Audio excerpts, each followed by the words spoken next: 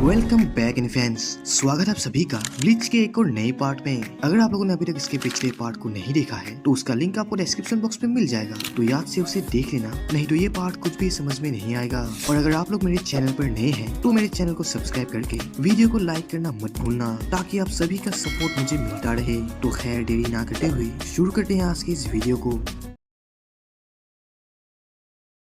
और अब लड़ाई शिफ्ट होती है लेडीज की झुंड की तरफ, जहाँ पर इन तीनों लेडीज ने मिलके रांगीकू की हालत खराब कर दी थी। रांगीकू लड़ते लड़ते काफी ज्यादा थक गई, लेकिन ये तीनों मोहतरमा उसे सांस लेने तक का मौका नहीं देते, जो एक के बाद एक लगातार उसके ऊपर टूट पड़ते हैं। और रांगीकू अपनी जी जान लगा के इनसे बचने लगती है। और इस तरफ तोशिरो हेलीवेल से लड़ रहा था, जिसपे दोनों ही अपना ज्यादा ताकत नहीं लगा रहे थे। और अब तोशिरो को भी ये बात पता चल गई थी कि सुइफोन और ओमाइरा ने मिलके अपने ओपोनेंट को हरा दिया, लेकिन रांगीकू को लड़ने में काफी दिक्कत आ रही है। तोशिरो को ऐसे खामोश देखकर हेलीवेल उससे कहती है कि क्या तोशिरो अपने दोस्तों की चिंता कर रहा है? अगर वो ऐसा कर रहा है तो वो ये सब छोड़ दे। और भाई वो अचानक से तोशिरो के पास आके कहती है कि उसे लड़ाई में ध्यान देना चाहिए, नहीं तो वो मारा जाएगा। उसे इतना फास्ट देखकर तोशिरो भी शौक में था, लेकिन समय रहते उसने इस अटैक को डॉज कर लिया। लेकिन हेलीवेल भी कम नहीं थी, वो सुपर फास्ट थी। और इस तरफ क्योराको और स्टार्क लड़ रहे थे, और भाई ये दोनों ही महा आलसी है, जो इस लड़ाई में थोड़ी सी भी दिलचस्पी नहीं दिखा रहे। और क्योराको स्टार्क से इस बात से इम्प्रेस था कि स्टार्क तो ब्लिट्ज का अच्छा खासा इस्तेमाल करना जानता है, लेकिन स्टार्क इस पर जवाब देने को जरूरी नहीं समझता, क्योंकि उसे ये सब सरदर्द लग रहा है। और इस तरफ रांगीकू जैसे तैसे इन सबसे भिड़ ही रही थी, और क्योंकि अब वो काफी कमजोर हो गई है तो इन तीनों को रांगीकू के साथ लड़ने में मजा नहीं आ रहा, क्योंकि ये बैटल तो हद से ज्यादा इजी हो गया। तो इस पे आपाचे रांगीकू को एक मौका देती है कि वो उसके साथ लड़ने में उस छोटे बच्चे यानी तोशिरो को बुला ले, जिससे ये बैटल 2v3 हो जाएगा और लड़ने में भी काफी मजा आएगा। लेकिन तभी रांगीकू अपने फ्लैश स्टेप टेक्निक से आपाचे के ऊपर अटैक कर देती है, जो देखकर आपाचे भी थोड़ा हैरान थी, लेकिन इसका कोई भी फायदा नहीं होता, क्योंकि आपाचे उसे आसानी से डॉज करके रांगीकू को मारने के लिए तेजी से उसकी तरफ बढ़ती है, जिसपे काउंटर अटैक के लिए रांगीकू भी रेडी थी। लेकिन तभी अचानक से कहीं से एक फायर बॉल आकर आपाचे के ऊपर टकरा जाती है, जिससे वहाँ पर एक बड़ा ब्लास्ट हो गया था। ये देखकर रांगीकू भी हैरान थी कि आखिर ये काम किसने किया। असलियत में ये अटैक मोमो ने किया था, जो रांगीकू की मदद करने के लिए यहाँ पर लड़ने आई है। और इस तरफ आग के अंदर आइजन को भी इस बात का एहसास हो चुका था कि उसका फॉर्मर लेफ्टिनेंट मोमो यहाँ लड़ने के लिए आई है, लेकिन वो इस बात पर ज्यादा नहीं सोचता। और इस तरफ लड़ते हुए तोशिरो को भी इस बात का एहसास हो गया कि मोमो भी यहाँ पर लड़ने के लिए आ गई है, जिस बात पर वो थोड़ा परेशान हो जाता है, क्योंकि मोमो तो बीमार थी और ऊपर से उसे इस बैटल में हिस्सा लेने का ऑर्डर भी नहीं मिला, तो फिर वो यहाँ पर क्यों आई। और यहाँ रांगीकू मोमो को देखकर थोड़ा हैरान थी, क्योंकि मोमो तो बीमार थी तो उसे यहाँ पर नहीं होना चाहिए था। लेकिन इस पे मोमो कहती है कि वो बिल्कुल ठीक है। और तभी रांगीकू की नजर मोमो के स्क्वाड 5 के बैच पर जाती है, जिसे उसने अब भी पहना हुआ था। और ये देखकर रांगीकू को थोड़ा डाउट होता है कि आखिर मोमो आइजन के हिप्नोसिस में तो नहीं, जिससे आइजन कंट्रोल कर रहा हो। लेकिन तभी मोमो रांगीकू को चिंता करने के लिए मना करती है, क्योंकि वो भी ये बात जानती थी। ऑब्वियसली रांगीकू को उसके ऊपर डाउट होगा ही, क्योंकि वो पहले भी आइजन के हिप्नोसिस में थी। लेकिन मोमो ये बात क्लियर भी करती है कि हाँ वो स्क्वाड 5 की लेफ्टिनेंट है और उसने उसी स्क्वाड की बैच पहना है, लेकिन वो यहाँ सिर्फ सोल सोसाइटी की रक्षा के लिए आई है और अपने मेंबर्स की मदद करने के लिए। और अब वो आइजन के हिप्नोसिस में नहीं है। वो बिल्कुल ठीक है, आइजन अब सोल सोसाइटी का दुश्मन है, तो वो सोल सोसाइटी की रक्षा के लिए उस दुश्मन से भी भिड़ जाएगी, जो कि पहले उसका कैप्टन हुआ करता था। मोमो की ये बात सुनकर रांगीकू भी समझ गई थी कि मोमो जो बोल रही है वो बिल्कुल सही है, वो अब बिल्कुल अपने होश में है। लेकिन तभी यहाँ पर अपाचे आ जाती है, जिससे मोमो के उस धमाके से काफी चोट लगी थी, जिससे अपाचे समझ गई थी कि मोमो थोड़ा बहुत तो स्ट्रॉन्ग है, तो उसे हल्के में लेना उन तीनों के लिए एक बेवकूफी होगी। और ऊपर से ये बैटल अब 2v3 का हो गया, तो इस लड़ाई को खत्म करने के लिए अब उन तीनों को एक साथ इन दोनों के ऊपर अटैक करना होगा। तो ये तीनों जैसे ही इन दोनों के ऊपर अटैक करने के लिए आते हैं, तभी अचानक से ये तीनों एक स्पिरिचुअल जाल में फंस जाते हैं, जो देखकर ये तीनों खुद हैरान थे कि आखिर ये कब हो गया और उन्होंने इस जाल को देखा क्यों नहीं। असलियत में ये जाल मोमो ने बिछाई थी, जब आपाचे रांगीकू के ऊपर अटैक करने आई थी। उस ब्लास्ट की हेल्प से मोमो ने इस जाल को चारों तरफ फैला दिया, और ऑब्वियसली सबका ध्यान उस ब्लास्ट पर था, इसलिए किसी ने इस जाल के ऊपर ध्यान ही नहीं दिया। और साथ ही उसने अपने कीड़ों का भी इस्तेमाल किया ताकि वो इस जाल को छिपा पाए। वो बस इसी मौके का इंतजार कर रही थी कि कब ये तीनों एक साथ इन दोनों के ऊपर अटैक करने आए और वो एक झटके में इन दोनों को फंसा ले, जो कि अब ऑब्वियसली हो चुका है। और ये कीड़ो जाल उसके बेस के साथ ही जुड़ा हुआ था, जो कि एक की का काम कर रही है। ये तीनों भी अब कुछ नहीं कर पाते, क्योंकि ये चाहकर भी इस जाल से नहीं निकल पा रहे, ना ही हिलडुल पा रहे हैं। और तभी मोमो जैसे ही अपनी चांद पकड़ों से अपने बैच को टच करती है, इस नेट पर तुरंत आग लग जाता है, जिससे वहाँ पर एक बड़ा ब्लास्ट हो गया था। और ये धमाका इतना जबरदस्त नोटिस था कि इसका एहसास क्योराको तक को हो जाता है, जो कि इनकी लड़ाई से काफी दूर था। तो इस पे क्योराको स्टार्क से कहता है कि बाकी सब तो लड़ाई अपनी पूरी ताकत से लड़ रहे हैं, तो क्या वो दोनों भी इस लड़ाई को सीरियसली लड़े। लेकिन स्टार्क इस पे दिलचस्पी नहीं दिखाता, क्योंकि ये बंदा क्योराको से भी महा आलसी है। तो इस पे क्योराको पूछता है कि आखिर स्टार्क ऐसा क्यों कर रहा है, क्या उसे इस लड़ाई में कोई दिक्कत है। तो इस पे स्टार्क कहता है कि क्योराको चाहता है कि वो दोनों सीरियसली लड़े, लेकिन क्योराको खुद इस लड़ाई को सीरियस नहीं ले रहा। वो कब से ही अपने एक स्वॉर्ड से ही लड़ रहा है, जबकि उसके पास दूसरा स्वॉर्ड भी है। लेकिन इस पे क्योराको कहता है कि वो लड़ाई में 2 स्वॉर्ड का इस्तेमाल नहीं करता, खासकर एक साथ 2 स्वॉर्ड्स को। लेकिन स्टार्क जानता है कि क्योराको झूठ बोल रहा है, क्योंकि उसने लड़ते समय इस बात को पूरा गौर किया था। क्योराको अपने जान पट्टों को लड़ाई के बीच में ही एक हाथ से दूसरे हाथ में बदल देता है, और ऐसा काम लड़ाई के दौरान वही बंदा कर सकता है जो अपने दोनों हाथ से 2 स्वॉर्ड का इस्तेमाल करता हो, और ऊपर से वो स्वॉर्ड्स को काफी ही जल्दी बदल लेता है। जिससे ये बात तो क्लियर है कि वो एक लॉन्ग स्वॉर्ड का इस्तेमाल करता है और एक शॉर्ट स्वॉर्ड का। ये बात सुनकर क्योराको भी थोड़ा सीरियस हो गया था, क्योंकि स्टार्क बिल्कुल सही पकड़ रहा है, जिस पे वो इस बात पर स्टार्क की तारीफ भी करता है। तो फिर स्टार्क उससे कहता है कि अब क्योराको को झूठ बोलने की कोई जरूरत नहीं, उसका राज अब खुल चुका है कि वो 2 स्वॉर्ड्स का इस्तेमाल करता है और दोनों की स्पैचिंग भी अलग है। लेकिन तभी क्योराको उसके ऊपर अटैक कर देता है, जिससे स्टार्क बच गया था। लेकिन क्योराको अपने हैंड को चेंज करके उसके ऊपर तेजी से अटैक करने लगता है, जो देखकर स्टार्क भी हैरान हो गया था, क्योंकि अब क्योराको ने अपने स्पैचिंग को काफी ज्यादा बेहतर कर लिया, जो कि नॉर्मली ऐसे तो पॉसिबल नहीं है। और इस तरफ लिलीनाथ और युकिताके जो दूर से इन दोनों की लड़ाई को देख रहे थे, तभी लिलीनाथ युकिताके से पूछती है कि क्या वो इस लड़ाई में भाग नहीं लेगा। तो इस पे युकिताके कहता है कि वो इस लड़ाई में भाग नहीं लेगा, क्योंकि क्योराको इस बैटल को अकेले कंटिन्यू करना चाहता है, और ऊपर से 2v1 तो गलत है। तो इस पे लिलीनाथ कहती है कि 2v1 गलत नहीं है, बल्कि युकिताके जो सोच रहा है गलत तो वो है, क्योंकि बेशक स्टार्क ताकतवर है और इस बैटल में युकिताके का दोस्त मारा जाएगा। लेकिन इस पे युकिताके हंसते हुए कहता है कि क्योराको को कुछ नहीं होगा, वो भी बहुत स्ट्रॉन्ग है। ये सुनकर चुटकू लिलीनाथ थोड़ा गुस्सा हो जाती है, क्योंकि उसके हिसाब से तो सिर्फ स्टार्क ही स्ट्रॉन्ग है और इस बैटल में सिर्फ वही जीतेगा। लेकिन इस पे युकिताके कोई भी रिस्पॉन्स नहीं देता, जो देखकर लिलीनाथ की सनक जाती है और वो युकिताके को उसके साथ लड़ने के लिए चैलेंज कर देती है। लेकिन युकिताके उसके साथ लड़ना नहीं चाहता, क्योंकि लिलीनाथ तो सिर्फ एक बच्ची है और उसे लड़ाई के मैदान पर नहीं होना चाहिए। उसको बच्ची कहता हुआ सुन लिलीनाथ गुस्सा हो गई थी, क्योंकि वो खुद को बच्ची नहीं मानती। लेकिन युकिताके के लिए तो वो सिर्फ एक बच्ची है और ऊपर से एक लड़की भी, जिसके साथ वो हरगिज मुकाबला नहीं करना चाहता। और अगर इसके बाद भी लिलीनाथ ने जोर जबरदस्ती की तो ना चाहकर भी उसे लिलीनाथ को घर भेज देना होगा, अपने ताकत का इस्तेमाल करके ही सही। ये बात सुनकर चुटकू की और जरा सनक जाती है, क्योंकि अब तो उसे लग रहा है कि युकिताके उसका मजाक उड़ा रहा है। तो वो गुस्से से तुरंत अपने सींग से अपने जान पट्टों को निकाल लाती है और युकिताके के साथ लड़ने के लिए रेडी होती है। और युकिताके को ये सब अब एक सरदर्द लग रहा है, क्योंकि अब ना चाहकर भी उसे इस बच्ची के साथ लड़ना होगा। और इस तरफ ये दोनों महाआलसी अभी तक लड़ ही रहे थे, जो कि काफी बेकार की लड़ाई है। तभी युकिताके स्टार्क से कहता है कि क्या अभी तक समय नहीं आया जब स्टार्क सीरियस होकर लड़ेगा। लेकिन स्टार्क अब भी सीरियस होकर लड़ना नहीं चाहता। तो ये देखकर युकिताके उससे कहता है कि अगर वो अपने दोनों स्वॉर्ड को निकाल ले लड़ने के लिए, तो क्या स्टार्क सीरियस होगा। युकिताके की इस बात पर स्टार्क भी एग्री करता है और वो सीरियस होकर लड़ने के लिए रेडी होता है। और इस तरफ धमाके के बाद ये दोनों बहुत खुश थे, क्योंकि इन्होंने अपने ओपोनेंट्स को एक ही झटके में हरा दिया। और मोमो के इस लेवल के अटैक को देखकर खुद रांगी को भी हैरान थी कि आखिर मोमो ने ये किया कैसे। तो इस पे मोमो कहती है कि ये अटैक हाडो नंबर 12 फुशीबी था, जिस पर मोमो ने कुछ चेंजेस किए। असलियत में उसने फुशीबी को बाकुरो नंबर 26 के साथ कंबाइन कर दिया, जिसके बाद उसने इसे अपने जानपट्टों के शिकाई के साथ मिक्स करके लॉन्च कर दिया और इसके बाद ये बड़ा धमाका पॉसिबल हो पाया। लेकिन अभी तक मोमो ने इस अटैक पर मास्टर नहीं किया, जिस पर वो फिलहाल ट्रेनिंग ही कर रही है। मोमो की इस लेवल की काबिलियत को देखकर रांगी को भी काफी इम्प्रेस थी, क्योंकि इतने सारे कीडो अपने हिसाब से कंबाइन करके इस्तेमाल करना कोई नॉर्मली बात तो बिल्कुल नहीं है। लेकिन तभी यहाँ पर ये तीनों लेडीज फिर से आ जाते हैं, जो कि अब अपने ट्रू फॉर्म में थे। मतलब ये अभी तक मरे ही नहीं थे, जो कि अब बदले की आग में जले हुए हैं। और इन तीनों को जिंदा देखकर रांगिको और मोमो काफी ज्यादा शॉक में थे, क्योंकि उनके इतने पावरफुल अटैक के बाद भी ये तीनों आखिर जिंदा कैसे बच गए। असलियत में ये इनके रिलीज फ्रॉम का कारनामा है, जिसकी वजह से उनका पुराना घाव फिर से बढ़ गया। और ये सीन हर एक अलंकार के साथ होता है। और तभी अपाचे गुस्से से सीधे अपने शीरो को इन दोनों के ऊपर लॉन्च कर देती है, जिसे मोमो अपने टोबियो में से रोकने की कोशिश करती है। लेकिन इसका कोई फायदा नहीं होता। रांगिको आके एन मौके पर मोमो को बचा लेती है, क्योंकि अब उनका शीरो अटैक पहले के मुकाबले काफी ज्यादा स्ट्रॉन्ग हो गया। ये उनके रिलीज फ्रॉम की वजह से है, जिससे उनकी ताकत अब 10 गुना ज्यादा बढ़ गई। तो ये देखकर रांगिको मोमो से कहती है कि अब उन्हें इस लड़ाई में काफी ध्यान देकर लड़ना होगा, थोड़ी सी भी लापरवाही की तो उनकी जान जा सकती है। आंख हटी दुर्घटना घटी। ये सुनकर मोमो भी समझ गई थी कि अब ये बैटल किस लेवल पर जाने वाली है। और अब इन तीनों का गुस्सा सातों आसमान पर था, क्योंकि मोमो और रांगीकू ने उन्हें अपने रिलीज फॉर्म पर आने पर मजबूर कर दिया, जो कि वो बिल्कुल भी करना नहीं चाहते थे क्योंकि ये बैटल 3v2 था। तो इससे गुस्सा होकर ये तीनों एक नए सीज को समन करने का डिसाइड कर लेते हैं, जिससे वो तीनों अपने लेफ्ट हाथ के एनर्जी को एक ही पॉइंट पर मिक्स करने लगते हैं और इसके अंदर धीरे धीरे बहुत ही तगड़ी स्पिरिचुअल एनर्जी जमा होने लगती है, जो देखकर रांगीकू और मोमो घबरा गए थे कि आखिर ये सब हो क्या रहा है। देखते ही देखते वो स्पिरिचुअल एनर्जी इतनी ज्यादा बढ़ जाती है कि रांगीकू और मोमो से संभाल ही नहीं पाते और तभी वो रेड एनर्जी ब्लास्ट हो जाती है, जिसके अंदर से एक अजीब क्रिएचर बाहर निकलता है। उसके 2 हाथ होते हैं, एक सांप जैसा पूंछ होता है और एक ह्यूमन जैसा बॉडी भी, और उसकी ताकत मानो एक चट्टान जैसी। और इसके प्रेजेंस को महसूस करके ही रांगीकू और मोमो की पैरों तले जमीन खिसक जाती है, क्योंकि अब उनका सामना एक मॉन्स्टर से होने वाला है।